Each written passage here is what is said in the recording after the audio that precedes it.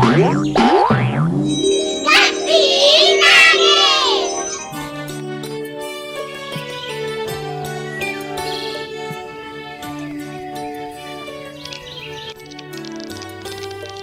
का समय।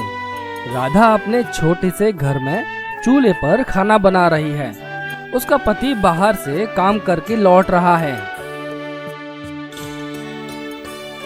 अजी आ गए आप? आज आपको बहुत देर हो गई। हाँ, वो जमींदार के खेत में काम बहुत था, समय का पता ही नहीं चला। अजी आप बैठिए, मैं पानी लेकर आती हूँ।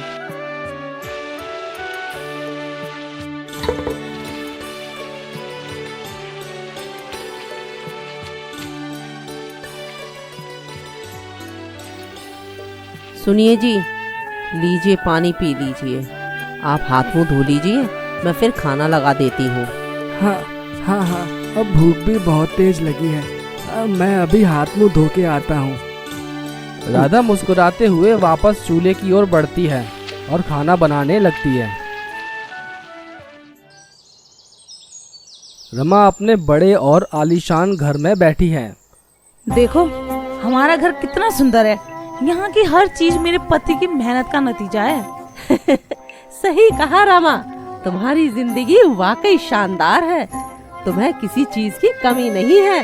हाँ, और मुझे इस बात का बहुत गर्व है कि मेरे पति ने जो कुछ भी किया है वो काबिले तारीफ है। इस शहर में हमसे बड़ा घर शायद ही किसी का हो। रमा की सहेली सहमति से सिर हिलाती है। सच में तुम्हारी किस्मत बहुत अच्छी है। वैसे तुम्हारी बहन राधा का क्या हाल है? सुना है वो गांव में रहती है। राधा?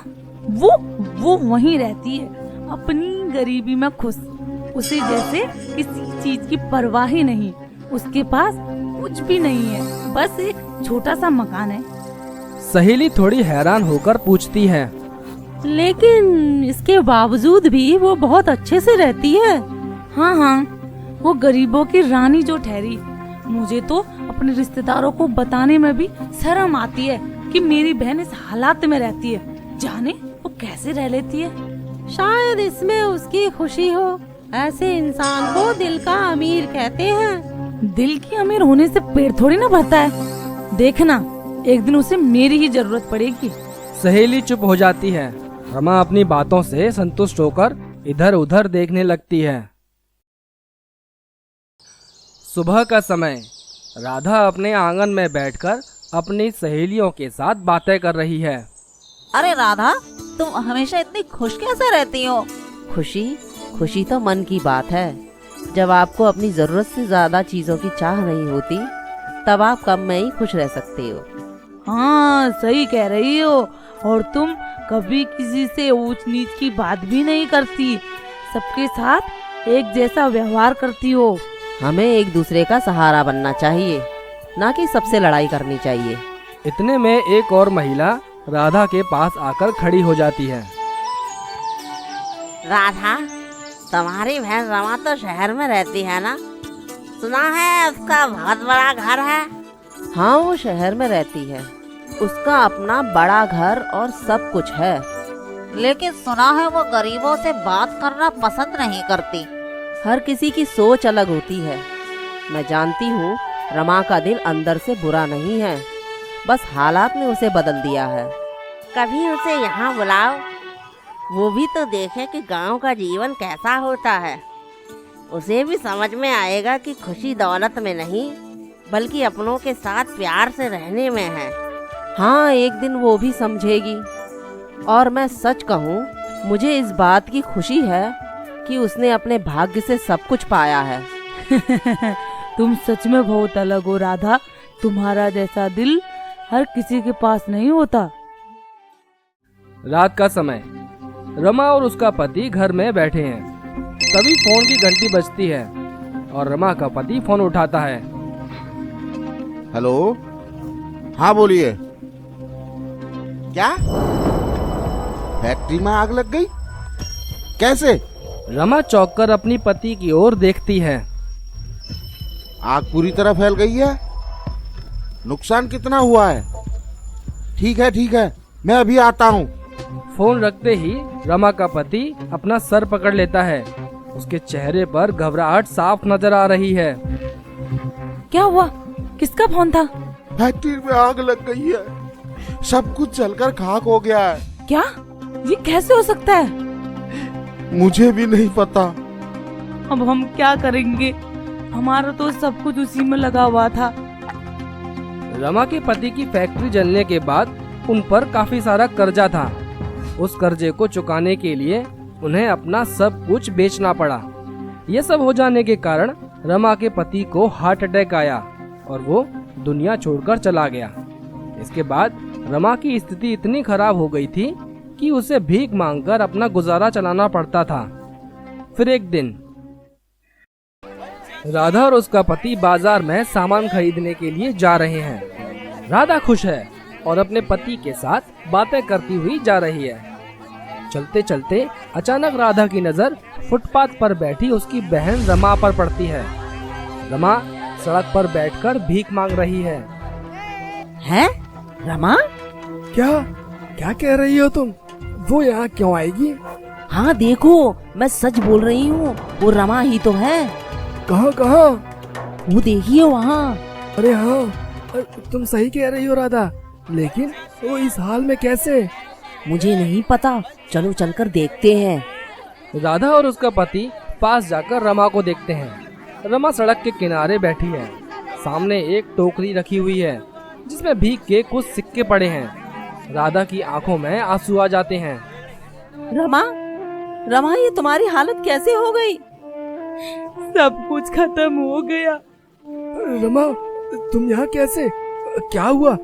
तुम्हारा तो बड़ा कारोबार था और अब अचानक ये हालत कैसे?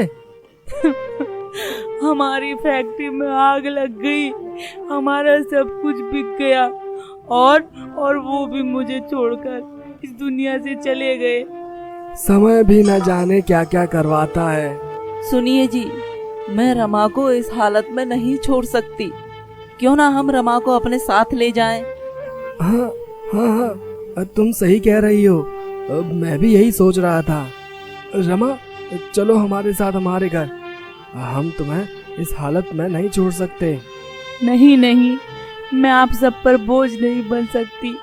इसमें बोझ बनने की क्या बात है? तुम मेरी बहन हो, कोई गैर नहीं हो। चलो मेरे घर। राधा और उसका पति रमा को घर ले आते हैं। रमा शर्मिंदा महसूस करती है, लेकिन राधा और उसका पति उसे प्यार से दिलासा देते हैं। मुझे माफ कर दो राधा, मैंने हमेशा तुम्हारे बारे में गलत सोचा। मुझे नहीं पता था कि तुम इतनी अच्छी हो। कोई बात नहीं रमा, गलतियां हम सबसे होती है।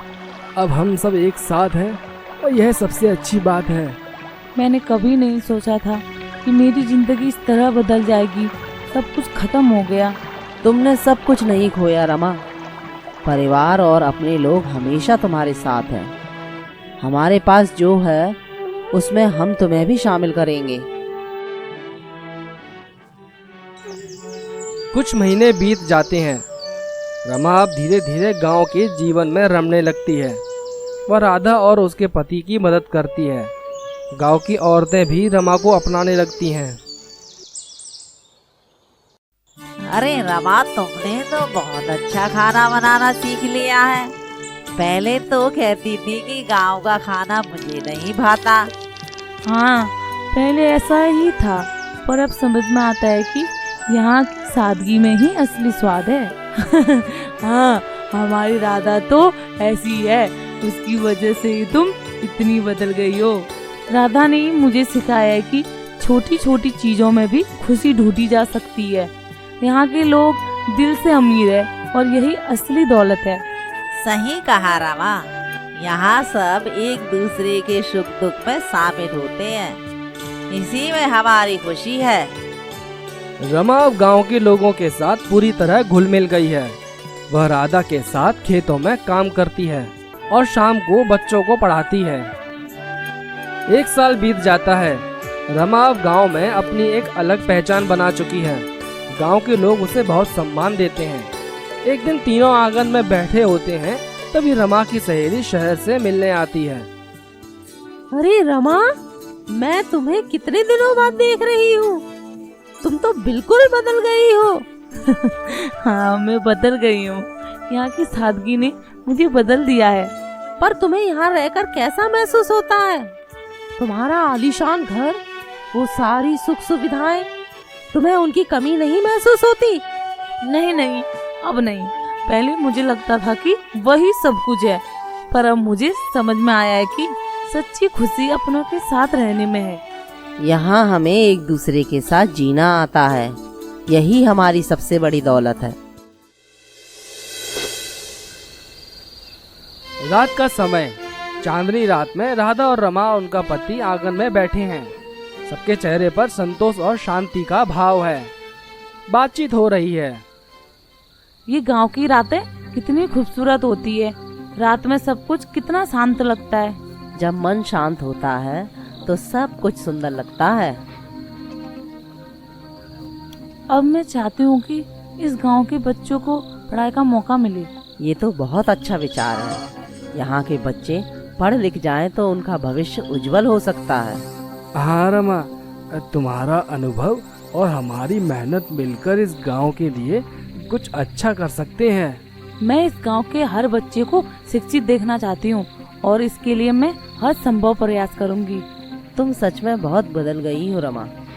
अब तुम सिर्फ मेरी बहन नहीं बल्कि इस गांव की भी बहन हो। तीनों के चेहरे पर मुस्कान। चांदनी रात में उनकी बातें गांव के भविष्य की एक नई दिशा की ओर इशारा करती है। सब मिलकर एक नया सपना देखते हैं जहां हर बच्चा पढ़ाई कर सके और गांव खुशहाल हो। कुछ महीने बीत जाते हैं। गांव में नए बने स्कूल का उद्घाटन हो रहा है। गांव के सभी लोग वहां इकट्ठा हुए हैं। राधा, रमा और उनका पति मुख्य अतिथि के रूप में मंच पर खड़े हैं। बच्चे उत्साहित हैं और चारों ओर खुशी का माहौल है। आज का दिन हमारे गांव के लिए बहुत खास है। इस स्कूल की शुरुआत के पीछे रमा बहन की मेहनत और राधा की प्रेरणा है। हम सभी इनके आभारी हैं। तालियां गूंजती हैं। रमा माइक के सामने आती है। आप सभी का धन्यवाद। जब मैं इस गांव में आई थी तब मैंने ये सोचा भी नहीं था कि मैं यहाँ इतना कुछ कर पाऊंगी, लेकिन राधा और इस गांव के लोगों के साथ ने मुझे हिम्मत दी। आज का ये स्कूल आप सबके साथ का परिणाम है। हमें याद रखना चाहिए कि शिक्षा ही वह नींव है जो एक बेहतर भविष्य का निर्माण करती है। मैं चाहती हूँ कि इस गांव का हर बच्चा पढ़े और आगे बढ़े। गांव के लोग खुशी से झूम रहे हैं। नए स्कूल के उद्घाटन ने गांव में एक नई शुरुआत कर दी है, जहां शिक्षा के माध्यम से हर बच्चा अपने भविष्य को बेहतर बनाने का सपना देख सकता है।